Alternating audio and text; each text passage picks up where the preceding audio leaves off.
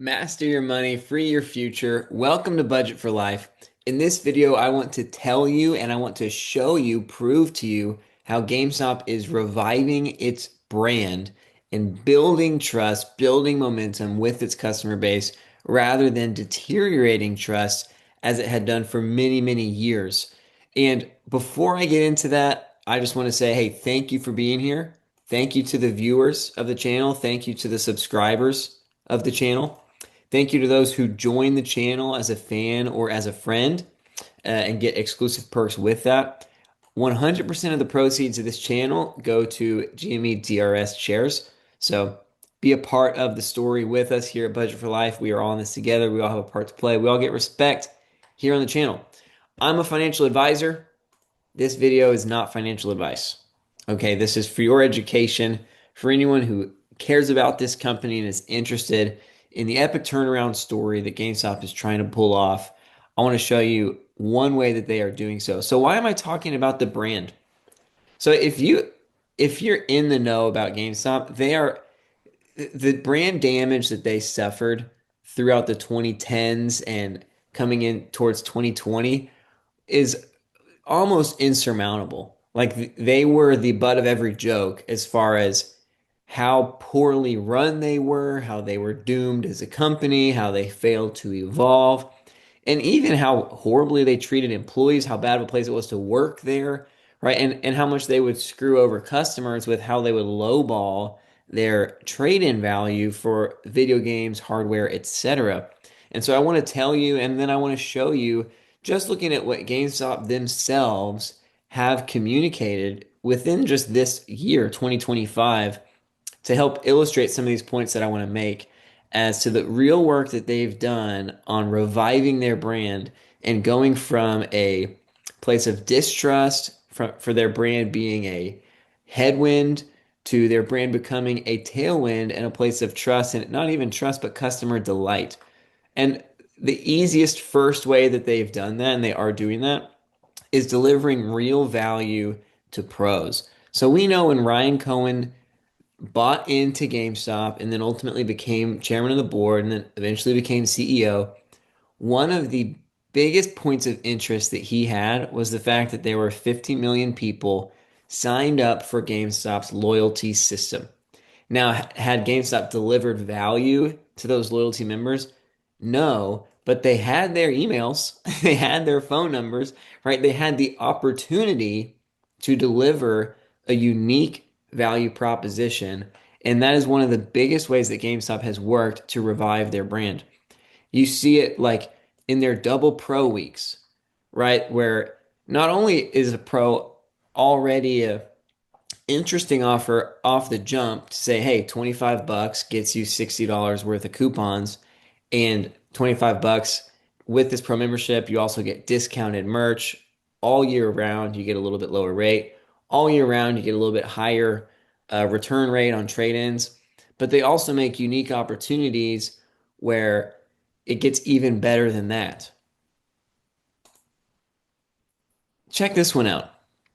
This was back in August, a new release for some TCG, some trading card game uh, content, right? Booster bundles. If you were a pro, you could get two instead of one of this booster. If you were a pro, you could get 10 instead of five. And with how fast these things sold, with people waiting outside of lines to pick them up, right? It becomes a no-brainer whether you're buying these to keep, buying these to scalp. Like your pro membership not only gives you coupons on, oh, I get to save some money, but the joke's on you because you have to spend all your money at GameStop to get those coupons, right? I can get $5 off, but I have to buy something to get $5 off, right? Another way that they are making their pro membership valuable is saying we will allow you to buy something that you are happy to pay full price for, that without this you are not going to be able to buy. I mean, that's super compelling for the pro membership to give you access, right? Not just coupons and discounts, but actually added access, added value, added opportunity, particularly within the collectible space which is so hot and really appreciating assets, right? That people are buying not just for the joy, but also for the returns they could probably make on it. Super compelling. Here's another one. Extra 15% on your slabs that you sell, your PSA graded cards that you want to trade in to GameStop. Their ability to give value to pros is really impressive, really incredible. And it's clear that not only do they want to save pros money, they also want to give them a premium experience. And so not only does that grow your pro user base, that total number, that count of how many people are signed up, but back then it didn't cost any money. That was just like a almost like an email list. Now they can even charge money for the pro membership and even still deliver even more rewarding value than they could even when it was free. So making the inner circle the most epic experience possible, one way that they are fixing their brand. Another way is through exclusives. So this coffee box, back in August, exclusively for sale at GameStop, even Pokemon, right? This Venusaur Blastoise premium collection only available at GameStop. Even Pokemon cards. Check this out. This is today a free Pokemon alongside the Mega Evolutions launch today, only at GameStop. Exclusives, whether it's from merch, and they have a whole portion of their website dedicated to exclusives. But for people to say, oh, the only way I can get the thing that I want to get is through GameStop, well, that's an easy way to begin to associate your brand with something positive because it's like a zero sum game. Like you're the only one. And so if someone wants it, man, this is the place that gets me stuff that only they can get me, right? That's an awesome experience for someone engaging with the brand. Probably the most important one is they are increasing their offer, the money they're paying for trade-ins. So check this out. They did this post in June. They said you could sell your Xbox on Facebook and get offered a lizard or trade at GameStop for actual money. So check out this post that someone said, I'm not much of a GameStop shopper anymore, but it's funny that people complain about trade-in values at GameStop being, robbing you. So I went into GameStop and oh, I've been putting myself probably in the way of some of these my face might have been in the way. Sorry about that. Anyways, I've been I went in to try to sell my digital console that we got on Christmas more than 2 years ago for 200 bucks. The best offers I got on Facebook Marketplace probably was like 50 to 80 bucks. Or someone literally offered a lizard. Trade for a reptile like a lizard, you know. So I went to GameStop and they paid me $176. So yeah, I went in and got 176 bucks for something I paid 199 bucks for more than 2 years ago. Or check this one out here. They posted this one back in May. GameStop said they'll give me $174 for this.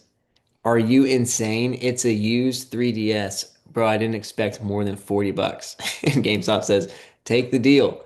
Take the deal. So this is huge because this is the linchpin for really probably the quickest way that GameStop deteriorated what their brand meant to people was the lowball offers on trade-ins. Like I remember as a kid bringing in Star Wars Battlefront 2 to trade in, and I got $8 for it. And what's tough for GameStop is like I can walk over to your shelf right now. I don't even have to go to the website. Like I can see right now what you are selling the used Battlefront 2 for. I'm like, okay, so I know for sure I'm getting screwed. Like, okay, you're gonna sell this for 40 bucks and I'm only gonna get 8. Cool. Like sucks. what's cool is not only are they increasing the money that they offer on hardware and software, but their PSA graded cards is an amazing opportunity for GameStop to fix its brand in this way because you see with power packs, they can immediately offer 90% of the value right away.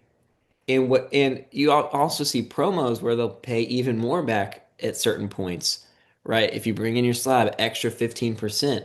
And part of that's because these graded cards hold so much value and are appreciating in value on the whole. And so the real dollars that GameStop can offer is so competitive, so like it's such a win-win for customers. Obviously, if you want to list it on eBay, you want to wait for that, that's fine. But eBay's taking a 15% selling fee also, right? It's really genuinely fair.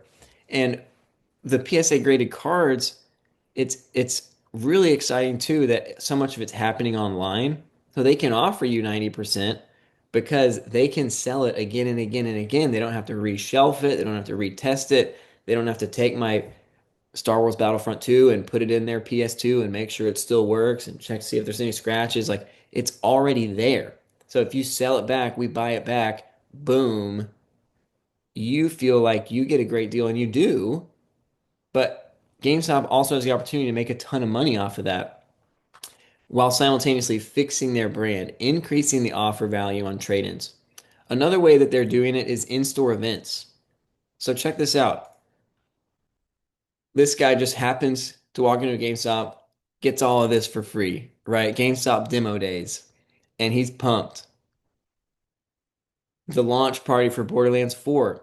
So sometimes it's free stuff, like, oh, if you come in, you get free stuff. Sometimes it's, oh, you get to meet a game developer, Q&As. They also will do like trading card, like Magic or Pokemon, like tournament type deals. Come and bring your decks and play. Midnight releases. They just gave this announcement 2 days ago for this event that's going on today of all this stuff that's getting dropped. And they're like, hey, just so you know, we're probably going to have some long lines because we got a lot of stuff that people want to buy. You know, these in-store events. One thing they even mentioned in here is what did they say? Something about making friends. GameStop and its affiliates and our associate Greg assume no liability, make no warranties, express or implied that you will A, find parking, B, be able to actually acquire the product, or C, have a really great time and make a ton of friends, parentheses, although many people do.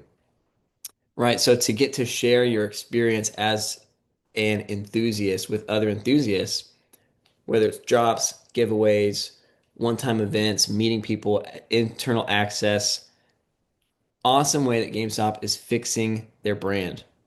One of the most basic ways that they're fixing their brand is their strong social media game. Like when you are engaging, when you are funny, and especially when you are epic, it increases the way that people perceive you.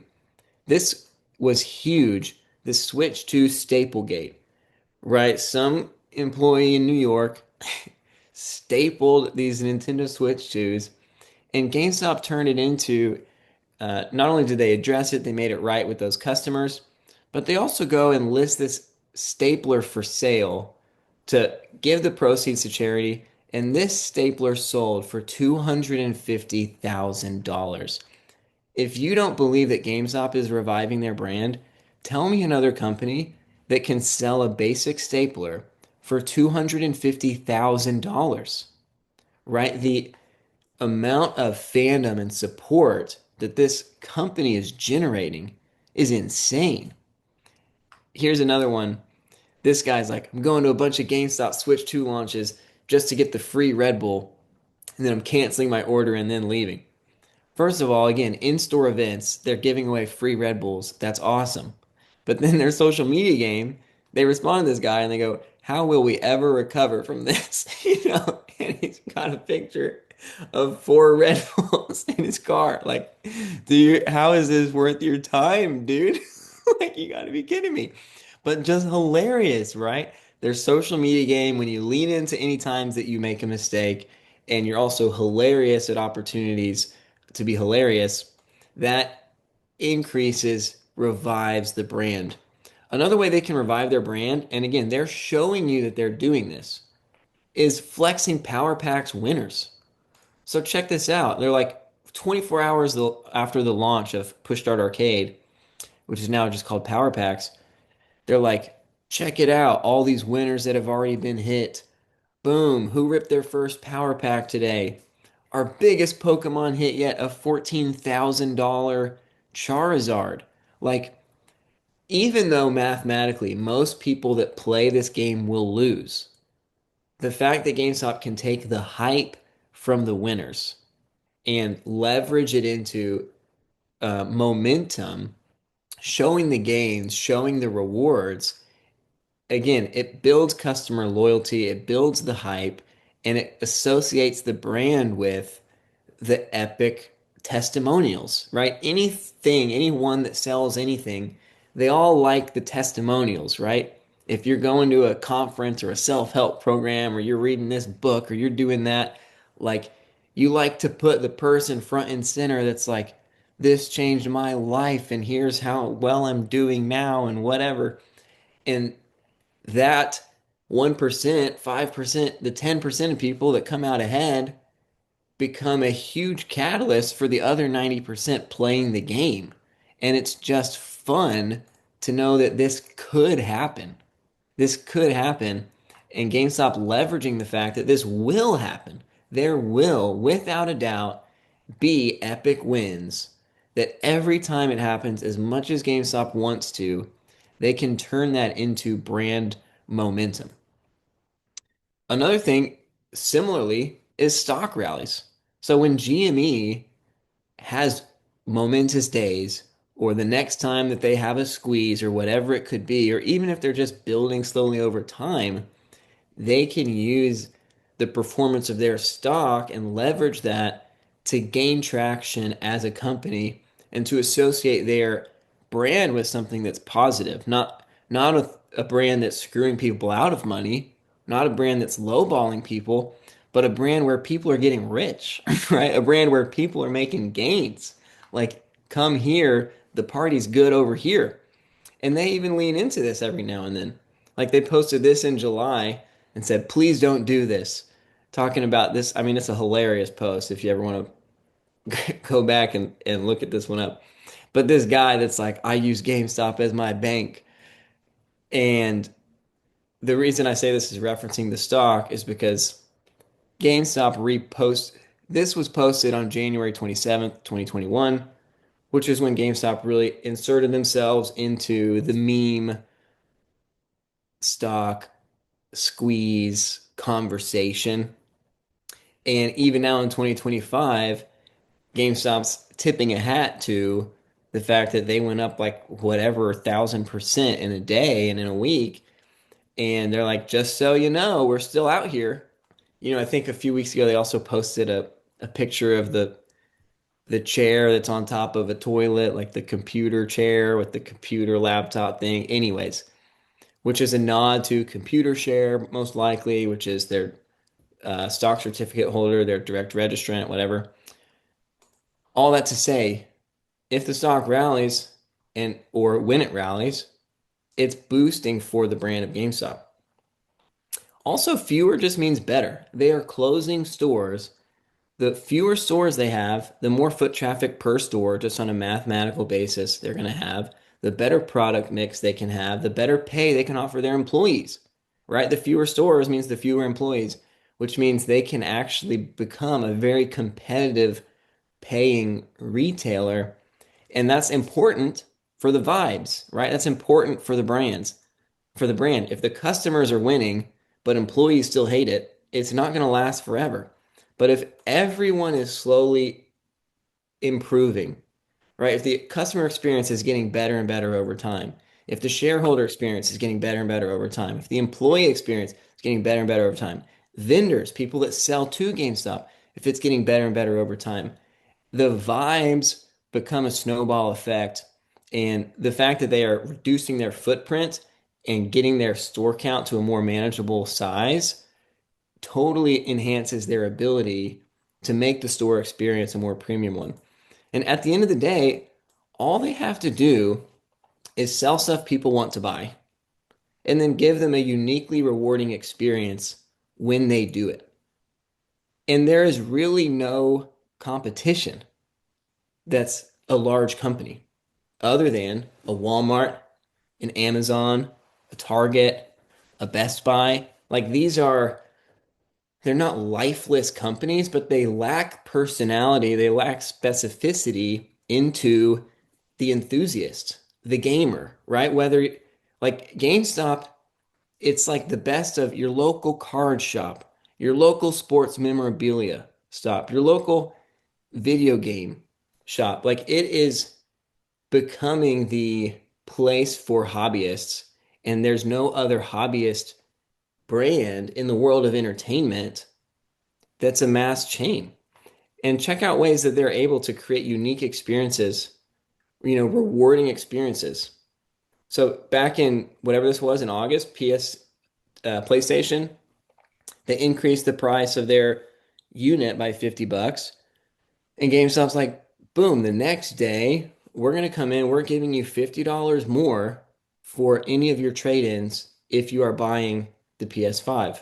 So it's a win-win. And it's like, man, GameStop is as the customer, it makes you feel like GameStop's taking the hit on themselves.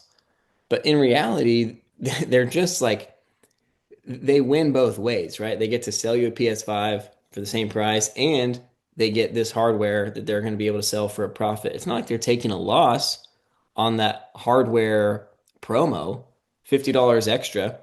They could have just done that promo randomly. But for them to attach it to this other console that you're looking forward to that now you have to pay more for, it's just a genius way to delight customers. And then you got this guy. He was the millionth guy to get a card graded, guy or girl, millionth person to get a card graded with PSA. And he said, hey, to mark the milestone, we're going to give him a free year of grades. Like, it's awesome. It's just awesome. Give back, make someone feel good. And then everyone gets to feel good when we all see how you're making someone feel good. And then this promo from August, hey, free Pikachu card. Like, come on in. It's just fun to delight your customers in a way that's unique and in a way that other retailers cannot compete with. Like this, Walmart can't do this. Like 90% of the people that go into that store do not care at all about the little aisle for consoles. They're there for like kale, like, can you get me some peanut butter and eggs, please? You know, they are the only large scale retailer that's even trying to make a uniquely rewarding experience for the enthusiast, for the gamer, for the entertainment industry.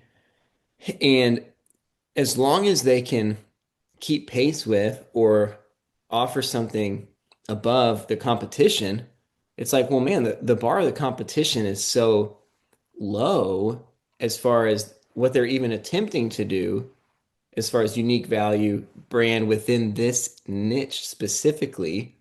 I'm not saying GameStop's a more valuable brand than Walmart, but within the niche of gaming, within this specific product market they're trying to represent, they're competing against no one basically. And so it's all the more win in the sales, all the more reason why GameStop has been able to and is continuing to be able to fix their brand. You're seeing that begin to trickle and build momentum over time. I'm super excited to see where it goes. Let me know in the comments. Do you feel like GameStop's brand is succeeding in its revival? Where do you feel like they are in the timeline? Do you think they're in the second inning? You think they're in the eighth inning? How do you feel like they are doing on their end? And do you have any other ideas too of how they could improve the value of their brand and change the way that they are perceived among the naysayers? Would love to hear your thoughts. I'll say thank you so much for watching. Thank you for being here. Plenty more videos talking about GameStop fundamentals and GameStop financials coming soon.